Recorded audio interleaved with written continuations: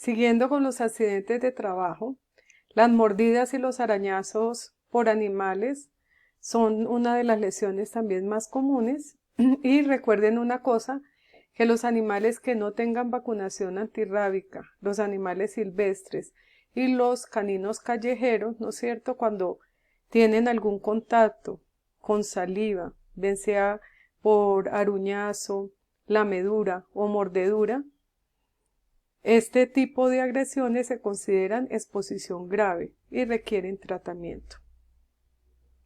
¿Cuáles son los elementos más usados para las lesiones? Las agujas hipodérmicas, las lesiones que nos infligen los animales, bien sea mordiéndonos o generándonos contusiones al golpearnos, las instalaciones, el ambiente, las agujas de sutura, la vacuna antibrucélica, que es una vacuna que genera mucho riesgo, especialmente cuando se usa la cepa viva o cepa 19, en los procedimientos de castración y la necropsia, durante la necropsia, el bisturí, pues son los elementos más usados para cuando nos infligimos estas lesiones. Los pinchazos con agujas se dice que más o menos el 86.7% en veterinarios de zoológico las lesiones se han infligido con este tipo de elementos. También durante la administración de vacunas, antibióticos, anestésicos y cuando se procede a hacer toma de muestras en los animales. Hay otros factores asociados. También se ha visto que en Alemania más o menos el 87.7% de los accidentes laborales se causan en el lugar de trabajo, el 8.2% en el trayecto casa-trabajo y más o menos de zoonosis solamente el 4.1% se reporta, o sea que hay un subregistro. Vamos a hablar de un tema de mucho interés que es la percepción del riesgo. ¿Qué es la percepción del riesgo? Es como la forma en cómo nosotros asumimos, es la conducta que asumimos frente a, a un riesgo laboral que nosotros tengamos. Se ha visto que más o menos el 64.1% de los médicos veterinarios reportó una infección zoonótica durante la práctica profesional. En Estados Unidos el 28%, en Sudáfrica el 64%, en Australia el 4.5% y en Canadá el 47.2%. En estos países la incidencia de estas enfermedades se vería muy alta si la comparáramos con Colombia, pero es que allá hay un reporte y hay un trabajo y hay unos códigos laborales que exigen que los médicos veterinarios reporten esos accidentes. En nuestro caso, las administradoras de riesgos laborales también tienen unos protocolos de reporte, pero nosotros no tenemos esa cultura del autocuidado ni del reporte. ¿Qué pasa?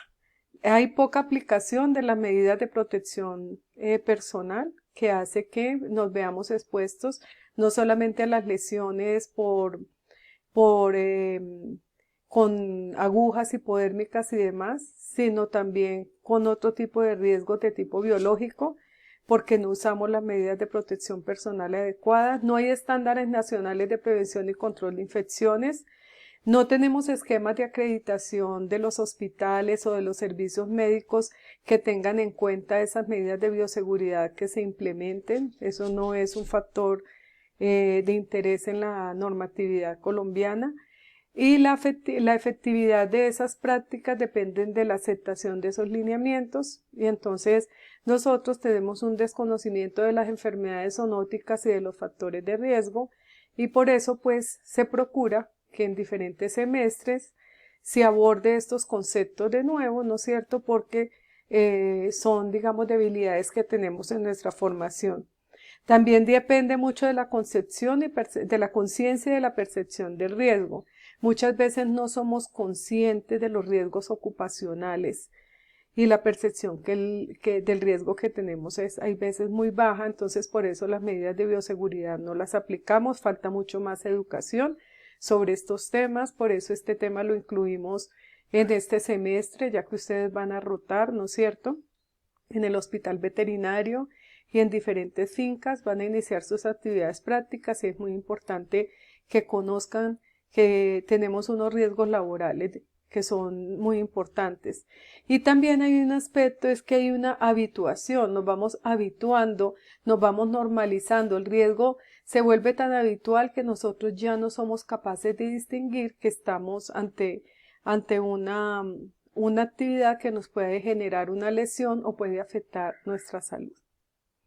Esa habituación o normalización del riesgo es imperceptible, muchas veces la que tiene que ver con la infección zoonótica, porque nosotros le restamos importancia por la invisibilidad de la enfermedad. ¿Por qué? Porque no vemos los microorganismos y entonces se nos olvida, ¿no es cierto?, que un animal que aparentemente está sano, realmente por medio de sus secreciones puede generarnos un problema de salud. Entonces eso hace que muchas veces nosotros no veamos esos problemas.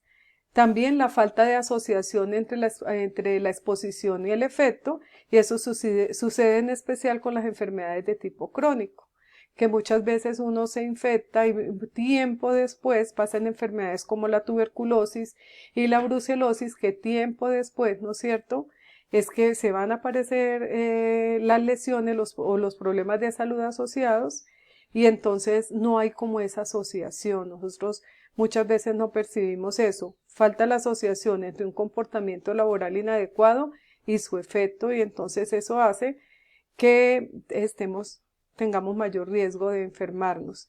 También se ha visto que los países que son libres de algunas enfermedades subestiman el riesgo. Uno de los ejemplos ha sido con la fiebre aftosa. Recuerden que nosotros más o menos hace 2 años tuvimos un problema de un nuevo brote porque las medidas sanitarias, ¿no es cierto?, se desconocieron, ingresaron animales desde Venezuela que venían infectados, y entonces el hecho de que se subestime el riesgo, no hubo un control suficiente, no hay una educación suficiente de las personas, y eso ha hecho que haya reintroducción de enfermedades. Lo mismo pasa con la rabia en Colombia. Se han disminuido las coberturas de vacunación canina, porque como no se venían presentando tantos casos de rabia transmitida por caninos, ¿no es cierto? Entonces esto ha hecho que no veamos otros problemas potenciales que sí lo representan los animales silvestres, como la rabia silvestre transmitida pues por los murciélagos hematófagos, los zorros en Colombia y otras especies en el mundo. También esa habituación o normalización del riesgo es porque nosotros no percibimos que somos vulnerables. Y muchas veces uno piensa, hay un dicho que dice que el médico también se enferma y se muere. Nosotros pensamos que no. Y esa baja vulnerabilidad percibida hace que no nos motivemos a tener un comportamiento mucho más riguroso, más cuidadoso durante nuestra práctica profesional. También se ha evidenciado el poco uso de guantes con animales con sintomatología clínica o sin sintomatología. Y un ejemplo que tenemos acá de esa habituación o normalización del riesgo tiene que ver con enfermedades, ¿no es cierto? En este caso la pandemia del COVID-19, como las prácticas que manejan muchas personas, el contacto tan estrecho con animales silvestres y la falta y el poco uso en este caso también de las medidas de protección. Vemos que mucha gente cree que no va a enfermar, ¿no es cierto?, de que no es susceptible, y eso ha hecho que muchos casos que se presenten sean casos familiares, gente que se reúne, gente que no tiene un autocuidado. Entonces eso debemos controlarlo. También tiene que ver, el riesgo disminuye con la cultura del autocuidado organizacional. Si nosotros tenemos un hábito de autocuidado, si trabajamos en un sitio donde son rigurosos, nosotros vamos a tener una conducta también mucho más cuidadosa para evitar los riesgos de infección. Y eso se llama el modelo conductual racional, controlable y modificable, que nos lleva en que la medida en que el ambiente laboral sea más riguroso, nosotros vamos a tener comportamientos más positivos. Pero eso depende de factores psicológicos, sociales, culturales. También se supone que si hay un nivel sociocultural más alto, pues va a ser más fácil adoptar las medidas preventivas. También las experiencias pasadas Entonces la experiencia previa de tratar con enfermedades zoonóticas u otros riesgos, pues va a influir mucho, ¿no es cierto? Es mucho más influyente que los conceptos teóricos.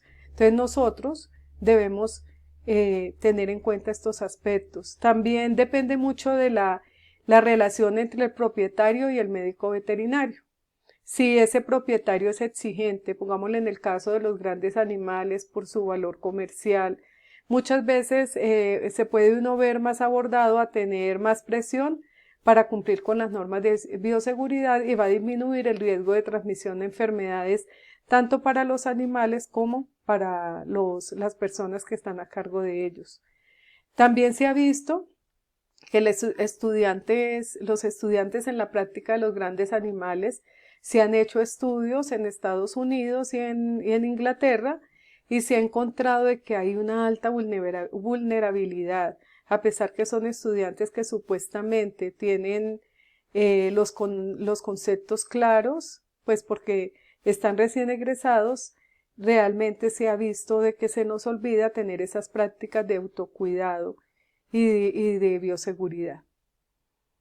Un estudio de percepción del riesgo que se hizo en el Reino Unido, que se hizo en más de 3.000 médicos veterinarios, encontró que el 35% estaban preocupados por el riesgo ocupacional, pero ellos asociaban ese riesgo ocupacional, el riesgo biológico, lo asociaban mucho con la presencia, pongámosle, de pinchazos o otras lesiones, otros accidentes laborales, y muchos de la zoonosis no se transmiten por esa vía, ¿no es cierto?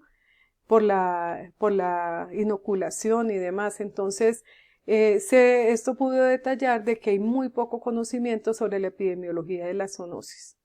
Y en este estudio miraron la percepción del riesgo, ¿no es cierto? Y pusieron diferentes escenarios clínicos, como cómo procedían los médicos veterinarios en el caso de tener un animal lesionado, al tener contacto con heces y orina, contacto con saliva, con animales enfermos, con la sangre, con los residuos generados durante las necropsias, con animales sanos y con hembras durante el parto, y para mirar qué tanta percepción ellos pensaban que podía esa actividad generarles algún riesgo para su salud, y vemos que en estas eran menos del 20% que ellos lo consideraban como muy, muy riesgoso.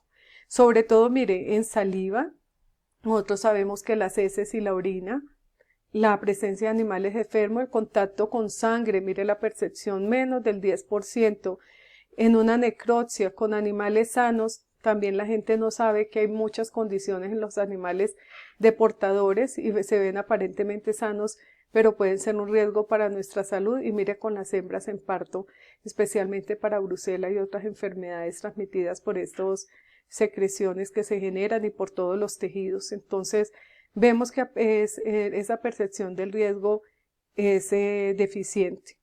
También recordemos, hay algunas zoonosis como la brucelosis, ¿no es cierto?, que la exposición ocupacional es alta, el contacto directo con sangre, con leche, con placenta, con fetos, secreciones uterinas infectadas, esta vía inhalatoria que muchas veces desconocemos, esta vía inhalatoria es fundamental. Recuerden que en especial para los vacunadores, esas secreciones que quedan, perdón, con esas gotas de vacuna que quedan en el ambiente, mucha gente desconoce que ese es un riesgo por el ingreso que puede tener la bacteria por las mucosas oral y nasal y la ocular, el manejo de objetos cortopunzantes y la exposición accidental con vacunas que se ha encontrado en todo el mundo. Hay evidencias en Turquía, en Colombia tenemos más de 17 artículos relacionados con brucelosis humana, especialmente en las personas que manejan las vacunas durante los procedimientos de vacunación